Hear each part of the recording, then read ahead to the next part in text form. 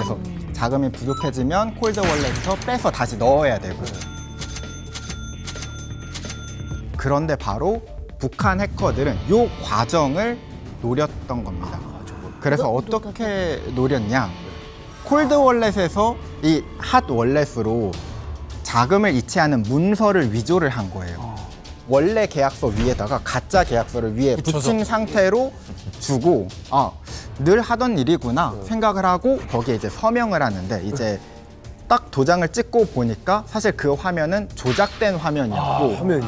그 내부 코드를 보니까 엄청 섬뜩한 메시지가 들어 있었던 거죠. 뭐라고? 이 콜드 월렛의 소유권을 해커에게 넘긴다라는 계약서였던 거였어요.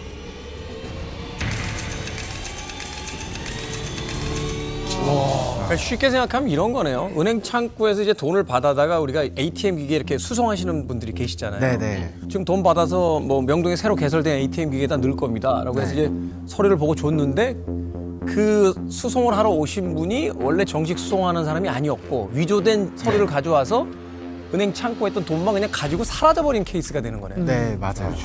추적이 될 수 있느냐? 네. 사실 이게 암호화폐 특징상 이 모든 거래 내역이 블록체인에 기록될 수밖에 없거든요. 근데 블록체인에 기록되어 있는 건 누구나 다 열람을 할 수가 있어요. 그래서 저희가 한번 직접 보면은 이 앞에 화면을 제가 준비해 놨거든요. 지금 이게 실제 거래 내역입니다. 여기 보면 프롬 바이비트에서 투 이거 바이비트 익스플로이터라고 되어 있는데 익스플로이터가 해커라는 뜻입니다. 그래서 해커에게 지금 인출된 금액이 보면은 거의 40만 개가 지금 이더리움이 빠져나간 걸 볼 수가 있습니다. 저게 2조 원인 거예요? 가까이 2조 원 가까이 되는 거예요? 네, 맞습니다. 아니 근데 사실 해커가 이게 뭐 내가 했다 뭐 이렇게 말을 안 하잖아요. 나 적어놓는 것도 아니고. 네. 그러면 이거를 북한이 했다라는 걸 어떻게 이게 확정지을 수가 있는 거예요? 종민동무 아주 그냥 말 아주 굉장히 잘했습니다. 거래량은 투명하게 드러나지만 해킹은 흔적과 자백이 없는 범죄예요. 그러니까. 지금 사이버 수사에서는 침투 방식과 자금 흐름을 가지고 이게 해킹의 지문이다, DNA다 이렇게 주장을 하고 있는 상태지 네. 확실하게 물증을 잡은 상태는 아닌 겁니다. 아하. 이번 사건이 라자루스가 과거에 해킹에 사용했던 것과 유사한 수법이기 때문에 그렇게 추정을 하는 것이거든요. 네. 그래서 이제 방금도 간단하게 설명하셨지만 지갑 주소군이라는 게 이제 떠요. 과거에 2022년에 했던 작업이라든지 네. 그 범죄와 같은 지갑 주소군을 썼기 때문에 아마도 라자루스일 것이다라고 추정을 하고 있는 상태고 네.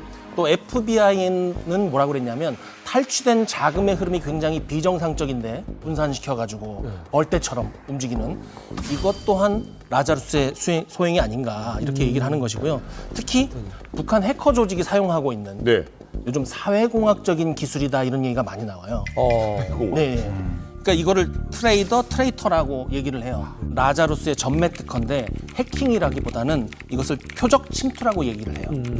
전술적으로는 사이버 잠복 작전입니다. 그러니까 막 머리가 좋고 기술이 좋아갖고 호다닥 하고 나오는 게 아니라 수개월 동안 계속 쳐다보는 거예요. 실수가 없나, 집 좀 안 비우나, 대충 딴 데 안 쳐다보나. 그러다가 취약점을 찾아서 시스템 내부로 들어갈 만한 틈을 찾고 나면 대표적으로 하는 게 뭐냐면 북한 해커들이 내부 개발자, 외주 인력으로 위장을 해서 그 안에 들어갑니다. 그래서 그 안에 있는 어느 정도의 기본적인 정보를 탈취해낸 후에 결정적인 시점에 공격을 개시하는 거죠. 뭐 몇 시간 며칠 두고 하는 게 아니라 꾸준하게 거기서 그냥 버티고 보면서 한순간 틈만 보여라. 그렇죠. 이거네. 그러니까 북한의 해킹 공격에서 가장 특징적인 것이 아까 교수님 말씀하시다시피 굉장히 끈질기고 집요하다는 것입니다. 그러니까 이제 해킹을 해서 이제 해킹 공격을 할 때 시간, 뭐 공간, 돈, 인력 이런 것들을 다 집중 투하해가지고 1년 남짓한 그 기간 동안 계속 한 곳만 집중적으로 공략하는 거예요. 예, 그렇게 해서 이제 호점이 생긴다 할 때 이걸 공격하는 그런 수법이거든요. 이게 북한뿐이라고 제가 생각하는 건 뭐냐면 그러니까 국가적인 이런 든든한 뒷배가 없어가지고는 이건 절대로 할 수 없습니다. 그렇기 때문에 이제 북한이라고 우리가 자신 있게 얘기할 수 있는 거고